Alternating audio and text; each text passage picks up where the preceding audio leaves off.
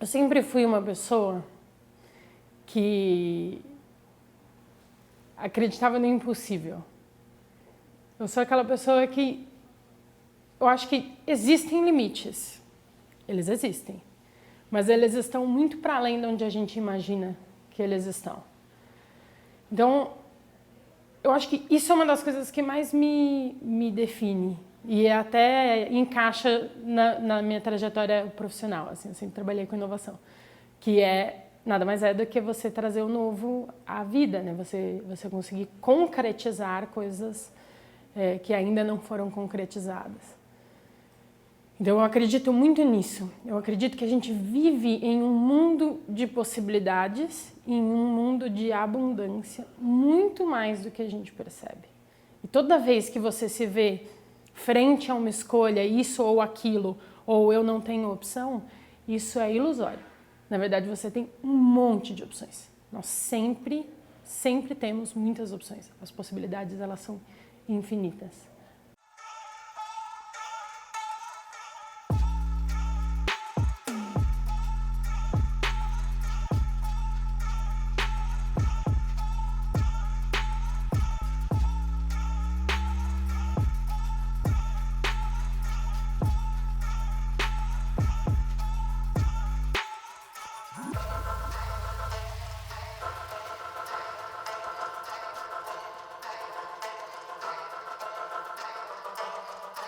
O The Host Changemakers, ele é um programa de autoconhecimento aplicado a negócios. E ele está em beta. Eu não sei se ele está constantemente em beta, mas nesse momento eu estou numa fase de testes de qual que é o modelo de entrega. Eu ainda não sei. Na verdade, eu sei várias coisas, porque a gente já testou 1000 coisas. Outro dia me falaram uma frase que eu amei, que o empreendedor mais erra do que acerta. E isso é uma das máximas da inovação, né? Erre mais rápido, mais vezes, né? Erre mais vezes, erre mais frequentemente para você acertar mais rápido. Então, o projeto vai entrar agora em 2020 no seu 4º ano. E a gente já fez vários testes, a gente já teve vários resultados. E já teve vários amadurecimentos. O resultado dos testes de 2019 foi voltar um pouco para a tela em branco, sabe? Então, eu tenho nitidez do que as ferramentas entregam para os indivíduos, eu tenho nitidez dos desafios que existem, mas ainda a forma de construir isso tá... Vamos ver. Mas se eu fosse definir o projeto, o Changemakers é um programa que aplica autoconhecimento para negócios e para transformação de organizações.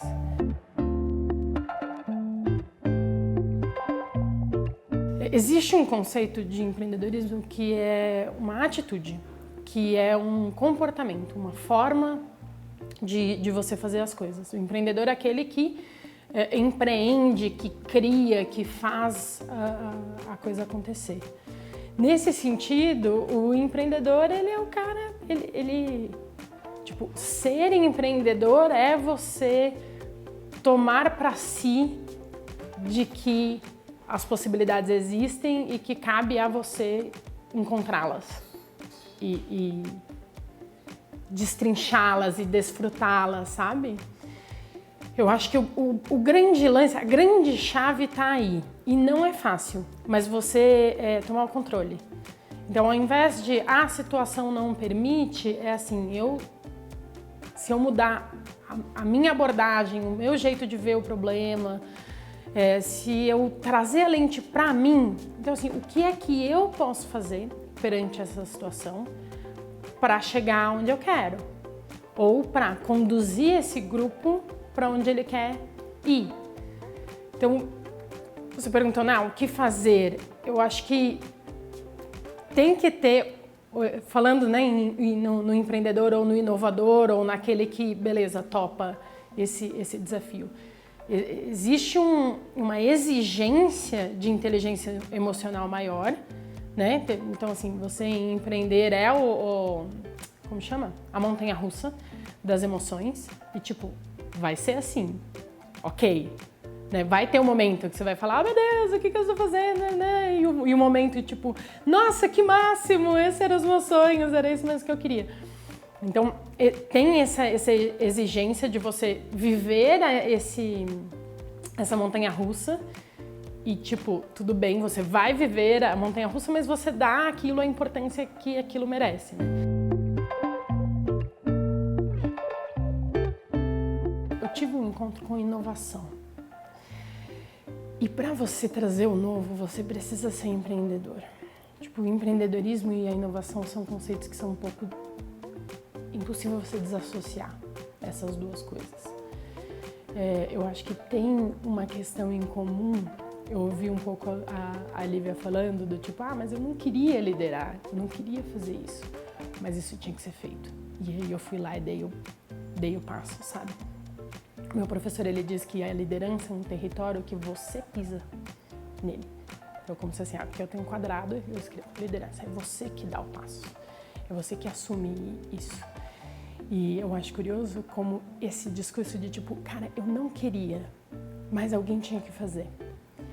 Eu já ouvi muitos empreendedores falando isso e isso é uma coisa que eu tenho já faz tempo. Então assim, você pega uma pessoa que diz que acredita no impossível, que vivemos em um mundo de possibilidades, em vários momentos na faculdade, assim, tipo, tinha que fazer um negócio. Aí eu sabia que aquilo tinha que ser feito. E aí eu meio que olhei para os lados, assim, ninguém, mas gente, tem que, não? Ninguém? Tá bom, beleza, eu vou. Eu diria que esses foram tipo, os primeiros vestígios, assim. E eu fiz uma faculdade de Química. Na faculdade de Química, eu travei contato com inovação dentro da própria faculdade, dentro da própria USP. E aí lá eu conheci uma consultoria de inovação com mais pessoas que pensavam como eu. Foi o meu primeiro grupinho de loucos, digamos assim. A minha consultoria, ela acreditava na transformação do país através de inovação. E eu acredito nisso até hoje, que as organizações, as empresas, os agrupamentos humanos, eles têm um poder de realização muito grande. E se você tem um poder de realização, você tem também um poder de transformação, né? Tudo que a gente tem foi pensado, né? Essa camisa, essa casa, um copo, tudo que a gente usa, que não é a natureza, né? Que não veio dado, isso foi pensado, isso foi criado. Se foi criado assim, ele pode ser recriado de uma outra forma. E aí, isso começou minha trajetória na inovação. Eu fui para essa consultoria, trabalhei com transformação de organizações, com criação de projetos inovadores durante 10 anos. E aí, em algum momento, na verdade isso foi até rápido. Imagina, a pessoa fez química, né? Qualquer pessoa de exatas, você nasce com um apego muito grande às soluções técnicas, né? Você tem um pouco o pensamento, se aquilo é tecnicamente correto, ele vai para frente, ele vai dar certo. Só que não é assim, né? E eu descobri isso rápido até.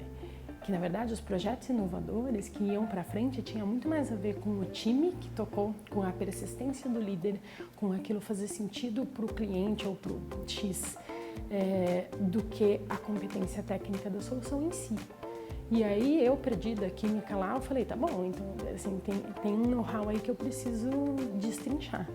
E aí, eu procurei desvendar esse mundo de desenvolvimento humano. Eu fiz um MBA na GV, que era desenvolvimento humano para formar gestores. Aí, nisso, eu dei um primeiro passo. E aí, eu encontrei o The Rose Method procurando algo para mim. Encontrei como uma metodologia de desenvolvimento meu.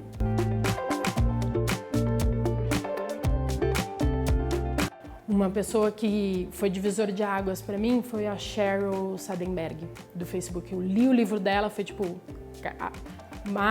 Mara empreendedora pré o livro e pós o livro, porque ela fala muito disso, dessas influências externas e o quanto você internaliza. Então eu passei a perceber comportamentos, padrões de comportamento em mim e modificá-los, e padrões de comportamento fora de mim e aprender a lidar com eles depois desse livro.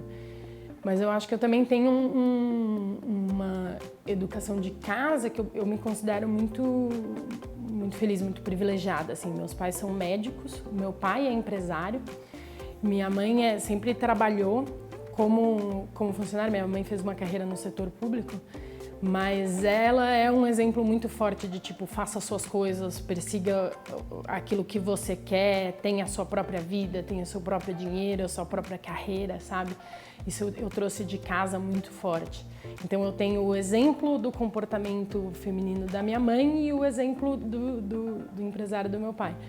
Então eu acho que exemplos são muito importantes, né? Então indo um pouco por um lado mais pragmático, assim, como estimular ou facilitar o empreendedorismo feminino ou o empreendedorismo da mulher. Eu acho muito importante a gente ter exemplos. Comportamento a gente aprende através do exemplo. Então, o exemplo de casa, ele é muito importante porque é o que você teve desde criança, mas ele não é o único, né? Então, se você falasse assim para mim, me dá uma dica para uma mulher que quer empreender, tenha referências, se aproxime de mulheres fortes e que empreendam e cuja definição de sucesso e cujos resultados fazem sentido para você, porque você pega por osmose o comportamento. Eu acho que isso é muito, muito importante. E, de novo, fugir da história única. Se você for ver no nosso arcabouço de papéis femininos, nos filmes e etc e tal, contam muito um papel único da mulher como coadjuvante em uma história que é conduzida por um homem. E não tem nada de errado com isso, mas isso é um caminho. De novo, né? Quando eu vejo que só tem um caminho, isso é ilusão. Você, como mulher ou como empreendedora, você tem N caminhos para você seguir. E é importante que você perceba isso. Não só aqui, mas que você de fato perceba isso. E aí, para isso, você precisa travar contatos com mais histórias, né? Para que você veja que não existe, é possível. Pessoa tal correu esse caminho, pessoa tal correu aquele caminho. Qual que é o meu caminho? Vai ser entre aqui e ali.